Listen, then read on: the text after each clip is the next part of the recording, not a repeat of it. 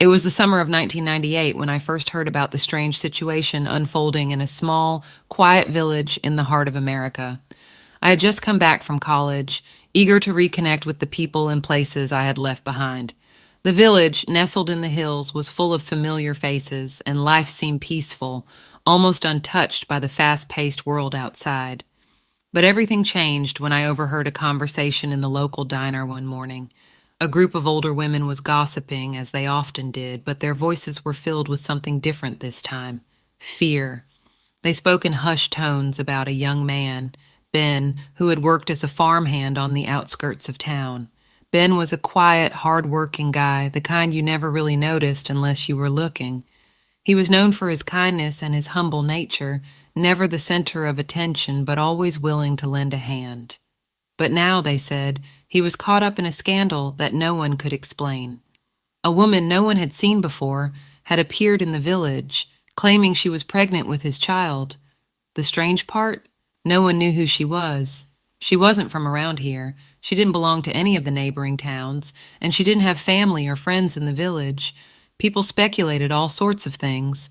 Perhaps she was just another desperate soul looking for attention, or maybe, as the more dramatic ones whispered, there was something more to it, something supernatural. But the truth was, no one could make sense of it. The woman had shown up one rainy evening at Ben's doorstep, pregnant, claiming she had nowhere else to go. Ben, without hesitation, took her in. He didn't ask questions. He just helped her, as he would have for anyone in need. The villagers were divided. Some saw Ben as a hero for helping a stranger in need, while others whispered about the mysterious circumstances surrounding the woman's arrival. I remember the first time I saw her. She had a kind face, soft features, and a quiet sadness in her eyes that made her look older than she was. She wore simple clothes as if she didn't have much, and there was an aura of uncertainty around her, like she was hiding something, though no one could figure out what. I tried to approach her one day, curious but unsure of how to ask about her past. But before I could, she had already slipped away, disappearing into the thick woods behind Ben's house. The more time passed, the stranger the whole thing became. Ben and the woman would spend hours together in the fields, working quietly. But there was always an awkwardness about them. Ben would never talk about her, and the woman never explained how she came to be pregnant. The villagers began to speculate that maybe the woman wasn't even from this world, that some mystical force had brought her to Ben.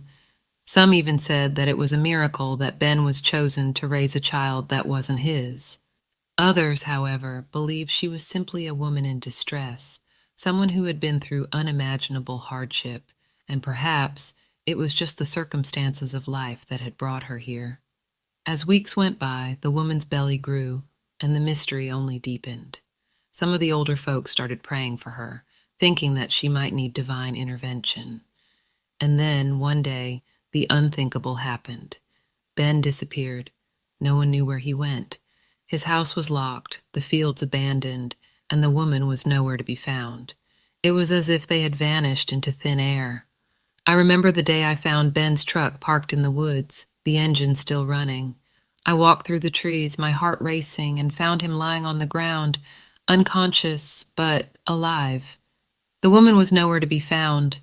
Ben woke up after a few hours, his eyes wide with fear.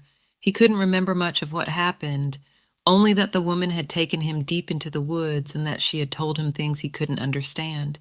He spoke about strange dreams, visions, and an overwhelming sense of something unnatural. But when he tried to talk more about it, he fell silent, his face a mix of confusion and fear. The weeks that followed were filled with questions that no one had answers to. The woman never returned, and Ben never spoke of her again. He left the village, never to be seen again. The mystery of the pregnant woman and what had happened between them lingered in the town for years.